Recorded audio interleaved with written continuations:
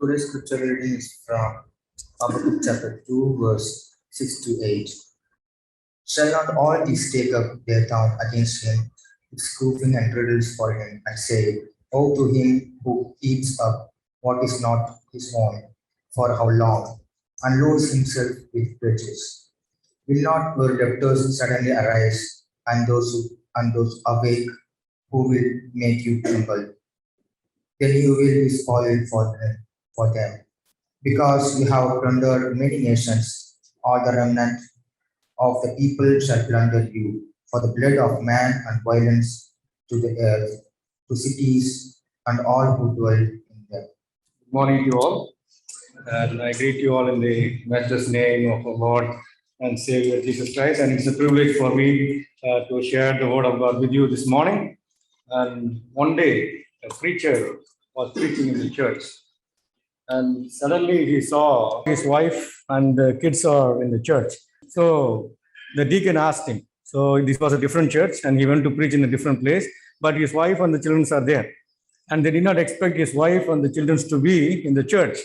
And the deacon asked his wife, what happened? You are here in the church, and the preacher never told that you are going to come. But replied, you know what? My daddy is very good in the church. When he comes home, he's very, very bad. So we want to be in the church. So I'm glad that my wife and my kids are not here. And I hope I'll make some good progress in my preaching as well. Why I share this? Simply this. What we preach, sometimes we don't practice it. And our walk and the talk differs. And sometimes we are not sensitive to what we are preaching. We are not sensitive to what is happening around the world. And we just simply think that who cares and who bothers? You know, it's not happening to me. It's not happening to my family. It's not happening to my wife. It's not happening to my children. Why should I bother? And why should I practice what I preach? I'm here just simply to preach. I'm here simply to speak. But it is not necessary I should follow what I speak. But that is not the case when it comes to walk with God. That is not the case when we come to the Christian life. And the Christian life should be an exemplary life. And we must be able, and we should try ourselves to walk the talk. And we should be very much sensitive to what is happening around us and inside of us. And most of the time, the Christian community, we're not able to make changes inside the Christian community and outside of the Christian community because we don't have the sensitivity within ourselves, and we lack sensitivity. We are not sensitive towards the need of the people, and we are not sensitive to the need of our own community, and we are not sensitive to the need of the world. But still we ask the question, why there is evil in this world? And how long the evil is going to be in this world? And why God is allowing all kinds of evil in this world? We ask, who asked this question? It is we who ask this question. The people who are not sensitive to the things that are happening around us, and we ask these questions. But Bible tells us that we must be sensitive towards the need, and we must be sensitive to what is actually happening within us and without us, in the sense inside of us and outside of us. That is very important thing. And if you see the prophets in the Old Testament or in the Hebrew Scripture, and almost all the prophets in the Hebrew Scripture, they are very sensitive towards what is happening in the country. And they are sensitive towards what is happening in the temple, and they are sensitive towards what is happening in the kingdom, and they are sensitive towards what is actually happening among the people, and also they are sensitive towards what is actually happening to themselves. And that's why they are the prophets, and they are able to address all the crucial issues to the place where they are placed as the prophets. And almost all the prophets, they are not afraid of any human being, whether you are a king, and whether you are a public, and whether you are a priest. The truth is truth. Thus says the Lord. What God has told me, I'm going to tell you. And there is no partiality in front of the prophets. And there is no face value when it comes to the office of the prophets. They speak the truth onto the faces. For example, David was a king. And Nathan went and spoke to David and said, you are the man. He never afraid of the king. You are the man who did. You are the one who did it. and answering to the question to Habakkuk in chapter 1. And God says, the judgment and the God way of dealing with the things already taken place. It's already there. It is on the way. Habakkuk, do not worry. And don't ask the question, how long? Very soon. It's going to happen very soon. How long you are suffering? How long am I going to see all these things? And God is answering, it's already, the answer is already on your way. And my way of dealing with injustice, my way of dealing with the evil is different from the way that you are expecting me to do. And God's way of dealing is quite different from the way that we want God to act. Most of the time, we want a God to act in a way that we wanted him to act. But God is not going to do that. And he is most wise God. And he knows how to act on the situation, how to deal with the situation. And he was telling to Habakkuk, it's coming. What is coming? The other nations are coming against it. Other nations are coming against. And second, again, that gave rise to another question, Habakkuk in chapter 1, verse 12 to chapter 2, verse 1. He said, the second question, how could God allow the wicked Babylon to punish the righteous Judah? How could God allow the wicked Babylonian king and wicked Babylonian people to punish the righteous people, so-called righteous people of Judah? In comparison, they compare themselves with that of Babylonian. And the Babylonian, they are known for so many immoralities and all the other things. And comparatively, we are righteous. And how could God allow the unrighteous people, righteous people? And that was the second question Habakkuk was asking. Lord, I understand you are bringing Chaldeans or Babylonian against us, but why? But why Babylon? Why not some other people? Why not the people of God to come against us? Why the wicked people? Why you are bringing them? And God says, don't worry, Habakkuk. The just shall live by faith. The just shall live by faith. The word faith is not simply mean the just shall live by with their faithfulness to God. And if you are faithful to God, then you shall live, no matter who come against you, and no matter how judgment comes upon you. But if you are faithful, and if you are just, and you shall live by your faithfulness to God. That is the answer that God gives to Habakkuk. And then comes chapter 2, verse number 6 to 20. And this is a one form. If you see from the form perspective, this is called the oracle of woe. It is not wow. There is nothing to say wow over here. It is all woe. Alas, something doom is coming. One of the scary word in the scripture is woe. Alas. So whenever you hear that word, something is happening, something judgment is coming, something doom is coming to you. And that is what actually we think about it. And here, today's passage is actually chapter 2, verses 6 to 20, comes in the oracle of woe. There are five woes that you find out in this particular passage. The first woe is all about the doom of robbers and the thieves and the embellishers and all the dishonest people. The second woe is all about the people, those who exploit others, extortioners. And the third woe is all against the violence and injustice. And the fourth woe is against the violence against the neighborhood. And the fifth woe is against the people, those who are engaging themselves in idolatry. And why all these woes? Why all these woes? And God sees all the wicked things that are happening in the land, and also the Babylonian, what they have done to the Judah. And this is the oracle of woes that comes. And woes, there are three different ways that you have to understand in the Hebrew scripture. And in the New Testament, that is quite different from the Hebrew scripture. In the Hebrew scriptures, whenever you hear the word woe, the Hebrew word is hoi, simply means there are three ways you can understand. One, it is always, most of the time, it is used in the context of the funeral. In the funeral in Tamil, we call it as Opari. In Opari, you call Ayo, something that they will call, That is how they use. So Ayo Opari means you are dirge, dirge. It is used in the sense of dirge. Is used in the context of funeral. Out of 58 occurrences in the Hebrew scriptures, at least 8 times the word hoi is used in the context of the funeral. The second way of understanding the word woe is in the Hebrew scripture is this, a cry to get attention. To get attention, if somebody wants to get attention, they will say, "Hoy." Even I hear some of our friends, they call, "Hoy." If you go to the down south in Nagarkoil, they will go, "Oi." Oi. You see those kind of calling that you see in the down south in Tamil Nadu. They call you like that. So here the word is used to get attention.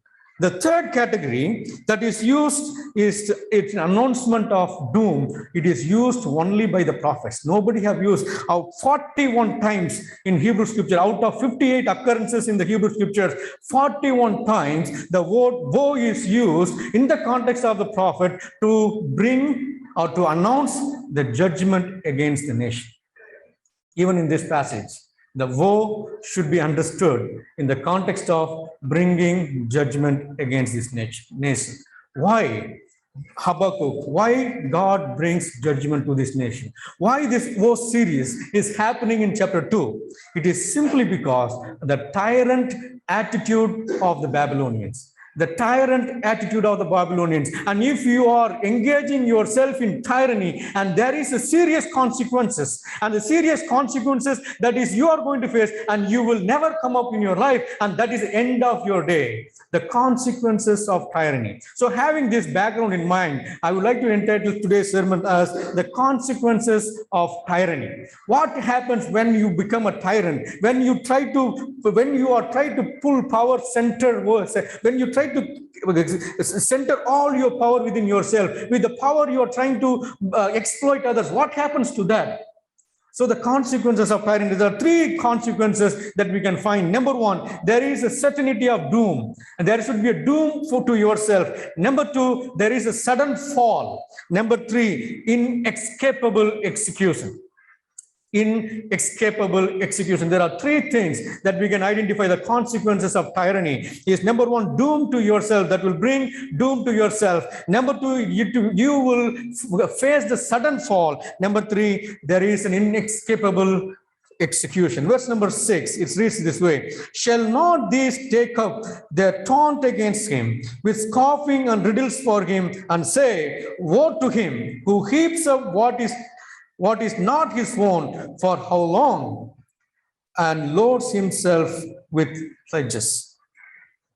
Here the word, shall not all these, there is no immediate antecedent for this verse number 6, and you don't find any immediate antecedent for all these. And we need to go back to verse number 5, and that's where we identify who are all these. And it is all these people who are victimized by the Babylonians. And these Babylonians, they came against all these nations, they conquered them, and they exploited them, they plundered everything that belongs to them. And now all these nations are coming against Babylon. And that's where here he says, starting the word, shall not all these take up their taunt against him. The word taunt is something that we need to understand over here. And if even in the Hebrew expression and also in the Septuagint, the word taunt simply means the Proverbs.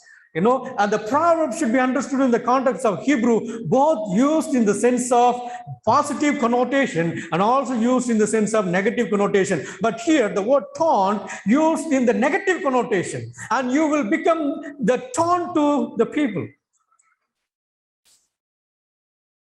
In the village setup, in Tamil Nadu village setup, and they will call it, meaning that you became the taunt to the people is a ridiculous way of addressing individual. It is a very ridiculous way to address individuals. So the Babylonian, and you are plundering, you are shedding the blood of innocent, and you are making all kinds of evil things against all the nations. And there's the time is coming. Don't think that you are secure. Don't think that you are powerful. Don't think that you have everything that you have. There is something coming that shall not these nations take up the taunt against him. You see, the third person is used over here. Him is referring back to the Babylonian with scoffing and riddles for him, and say, that's where the word comes, woe to him who heaps up what is not his own. Heaps up what is not his own. And that's where there is a doom is coming on your way. And you are tyrant, you are powerful, you are using your power for taking the things that are not yours. and you are doing injustice, and power should be used in a way that will produce a positive result. Rather, you are using your power to exploit others, and you exploit other nations. So therefore, there is doom is coming. The prophetic curse, the word woe can be understood as a prophetic curse. And you have heard the word of benediction, and here you have the word malediction. Malediction. It's not the benediction, it is a malediction from the prophet. The bird announcement is coming on your way because you misuse the power, and on the other hand, you use the power to exploit others. And what is the exploitation they have done? They said they have taken the things that is not belongs to them. You have taken the things that is not your own. For example, how many of you heard about land encroachment? And especially if you are buying land in Tamil Nadu, you need to be really careful. At least you need to visit the land as often as you can. And if you don't visit, and you will, one fine day, you will see somebody else is encroached. Somebody else will put the tent in your land. That is land encroachment. In today's context, and just all of you have watched Olympic. All of you have watched Olympic. And when you just read in between the line of Olympic, not all the qualified people got a chance to get into Olympics. Not all the qualified people got a chance to get into Olympics. So also the cricket. Not every people who has the ability to play well get into the Indian cricket team.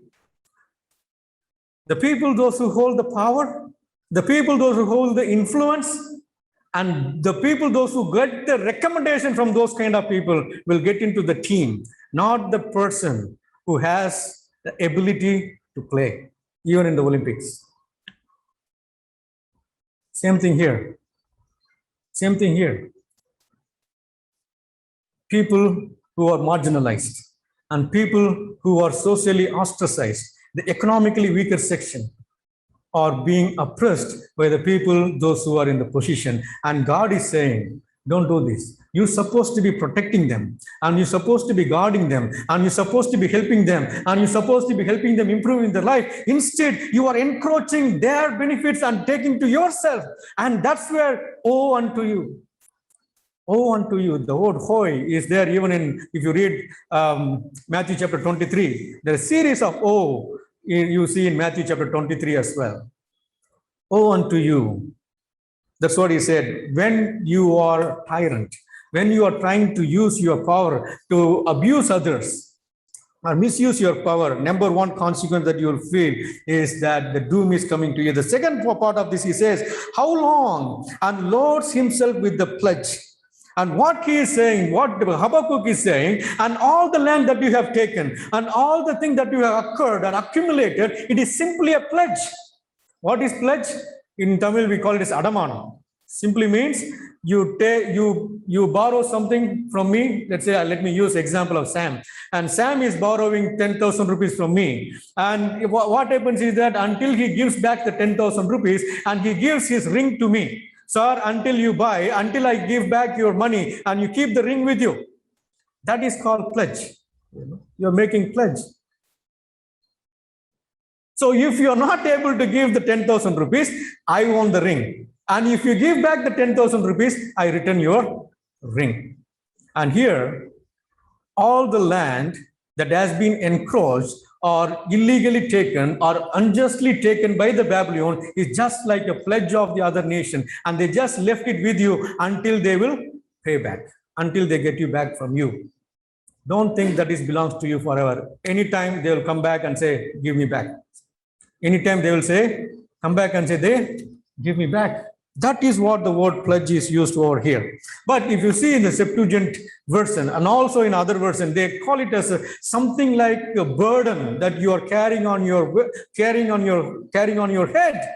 You are carrying a heavy burden of accumulating wealth, dishonest wealth, accumulating everything dishonestly. It is a burden for you. Someday it is going to kill you. Someday it is going to kill you. Be careful. That's what the first O is all about. They are power mongers. How long, oh Lord, how long? How long these people will take my land? How long these people will take my opportunities? How long these people will not give me the place where I'm supposed to be? God is saying, don't worry.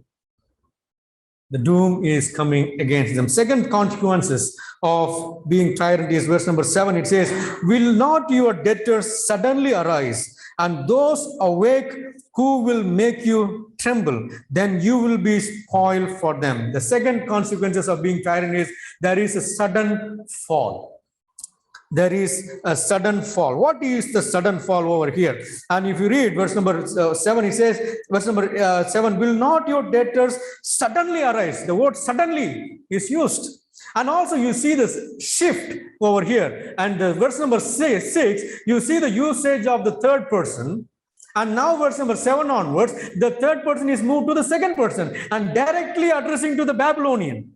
And the sixth verse is him and them, all the third person usages. But in verse number 7, and the word comes directly to the Babylonian and used addressing them, will not your debtors suddenly arise?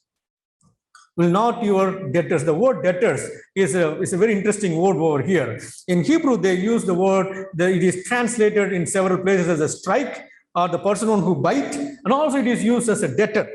In LXS, it is used the word simply bite, or the person who is going to consume. The person who is going to consume you will suddenly arise. The person who is going to bite you will suddenly arise. There is a sudden fall. The suddenness simply means instantly they will come. Unexpectedly they will rise. Unexpectedly they will rise. The word nosekeka simply means the debtors, economically exploited. And those people will come against you and they will say, here is my money, you give back my land. Anytime. And if you are not going to give back, they are going to kill you. If you are not going to give back, they are going to kill you. You have taken my ring. Sam comes and tells me, sir, you have taken my ring. Here is your money. Give me back my ring. If I don't give back the ring to Sam, and he is going to kill me. So God is saying over here, will not your debtors suddenly arise, and those awake who will make you tremble? It's a question form. This is called the rhetorical question, and the rhetorical question of negation. And the negative question is addressed, but it is used for the obvious answer. It is used for the obvious answer. It is a first-class rhetorical question that you may call it. And the answer is very obvious. Yes, they are going to come against you. Yes, there is going to be a doom. And yes, they are going to be a sudden fall. Yes, everything is yes. I cannot expect that I can live if I don't give it back. So here God is saying there is a sudden fall if you are tyrant. And if you are doing dishonest, if you are a person of dishonest gain, and if you don't do justice, and if you try to exploit others, and there is a sudden fall, when you do not expect, there is a fall. And you will be thinking, everything is good. All is well. I have armed people. Babylonians were thinking in this way. I have armed people with me. I have no issues. And there is nobody can enter into my territory. I have all the power that I need. And no, that is not going to save your life. And there is going to be a sudden fall. And think about the history, Mussolini, and think about Hitler, and think about Gaddafi, and think about Idi Amin. All those people are powerful people when they were ruling the country. All those people. All of them are powerful. The Nazists and the fascists, all those people are powerful people. The sudden fall happened to them. Hitler took his life off. That is the result of tyranny. That is the result of tyranny. Suddenly you will fall. And when you think everything is good, and that is actually not good. And that's what the Babylonians were thinking. And now God is saying, woe unto you, and you are going to face the doom. And there is a sudden fall is on the way. And what you have taken from them, and they are going to get it back from you. And not only that, he says that the oppressors will rise and make you pay every penny. The oppressors will rise and they will make you pay every penny. Everything that you have taken, the last amount that you have in your hand, that also you need to pay and leave. That also you need to pay and leave. And that is what is going to happen to you. Just be careful. Sudden fall is on your way. You cannot escape. and you will be spoiled by them. They will be plundering you, and you will be under their foot. You will be under their foot. You actually trample them down when you had a power, but the day is coming, the judgment is coming, and you will be under their foot. The sudden fall, the consequences of tyranny. The number one, there is a doom to yourself. And number two, there is a sudden fall that is happening. The third thing, inescapable execution. Verse number 8. Because you have plundered many nations, all the remnant of the people shall plunder you. For the blood of man and violence to the earth, to cities and all who dwell in them. You cannot escape your death. You cannot escape your fall, and you cannot escape your destruction. There is inescapable execution coming on your way. It is something like you see in the New Testament, what shall you sow, so shall you reap. It is just like a boomerang, there is a boomerang stick. If you just throw, it just comes against you. Just throw it, it will come against you, just like a boomerang. What you have done to others, the same thing will come back to you sooner or later. Sooner or later. If you sow good, you will reap good. And if you sow evil, you will definitely reap evil, including me, all of us. What we do to others, and that will come. That's why Jesus is saying, what you want to do to yourself, do to others as well. All of us want to do to ourselves is a good thing only. We don't want to think of any evil thing, bad thing to come to our life. Right? You're always thinking, okay, I need to be good, I need to have a good life, I need to have money, I need to have all these things. And what you think about to do to yourself, do to others. But if you don't do so, what you do to others, it will return to you. Just like a boomerang. Just like a boomerang. You cannot escape. Once you throw, it will come back to you. Not only that, it talks about the violence. And if you sow violence, the violence will come back to you.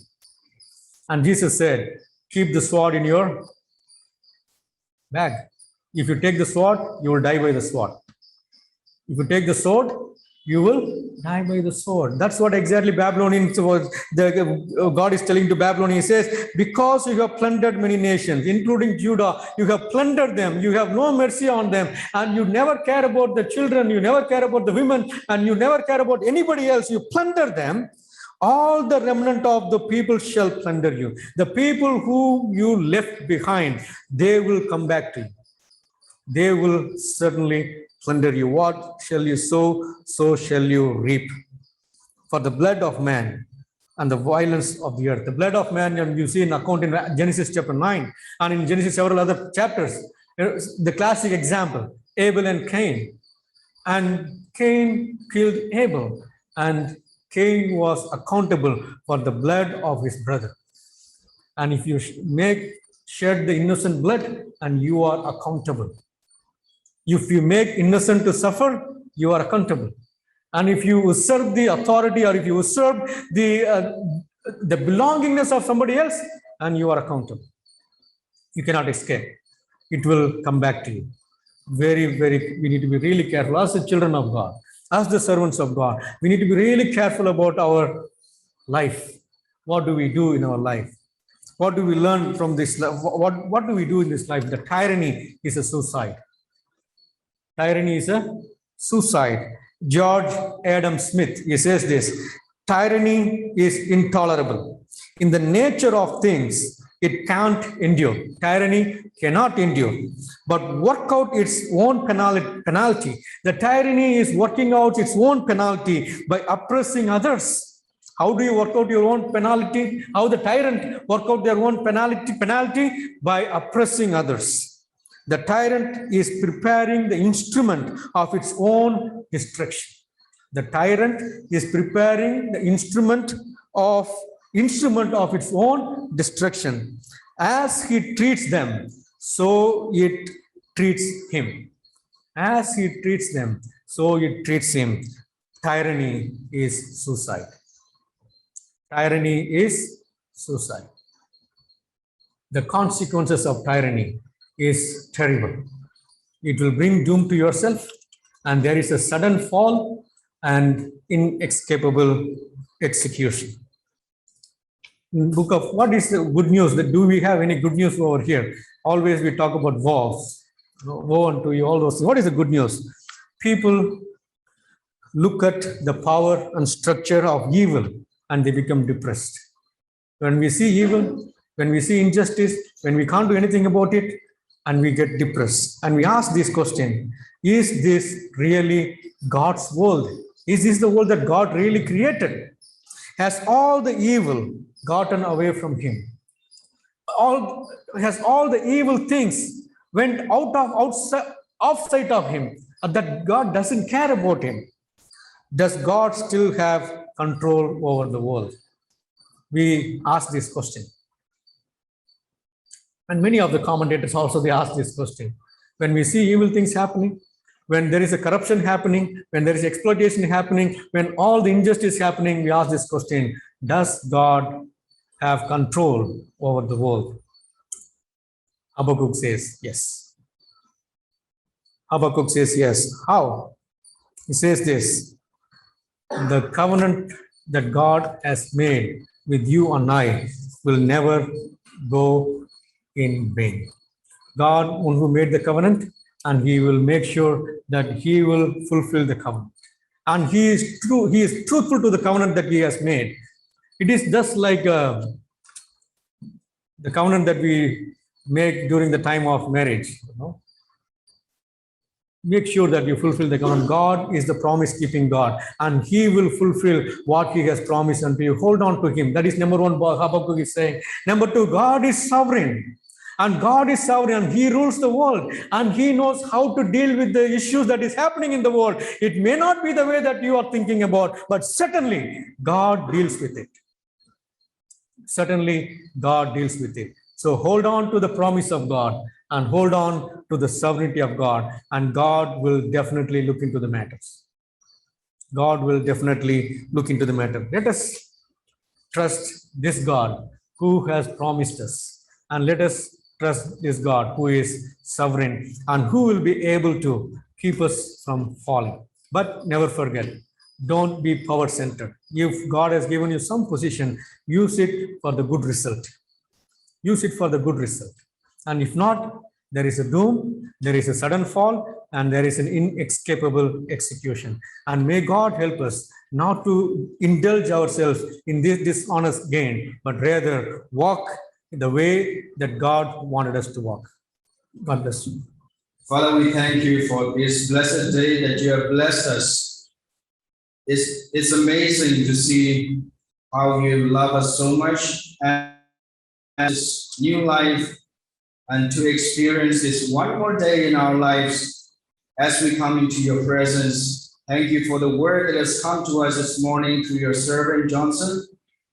And then we also pray for him that as he continues to serve this institution and also the church, his mother church, Lord Jesus. I pray that, Lord, you will also help him continue in your grace, Lord Father, and you will be bringing so much of blessings, spiritual blessings and physical blessings among the people that he is working along with, Lord Father God. And this morning, as we have heard from the message that the consequences of being a tyranny, Lord Jesus, help us that we may not fall into that category, that we may never look down anybody, Lord Jesus, that we will always see everyone as human beings and created in your own image, Lord Father. Thank you for the word, and also every one of us who are sitting here this morning, and our friends, those who are watching on Zoom, Lord Father God. Thank you so much for being with us from beginning till the end. And now we ask your grace, the grace of our Lord Jesus Christ, and the love of God the Father, and the sweet communion of the Holy Spirit be with each and every one of us, both now and forever. Amen. Amen. God bless you all.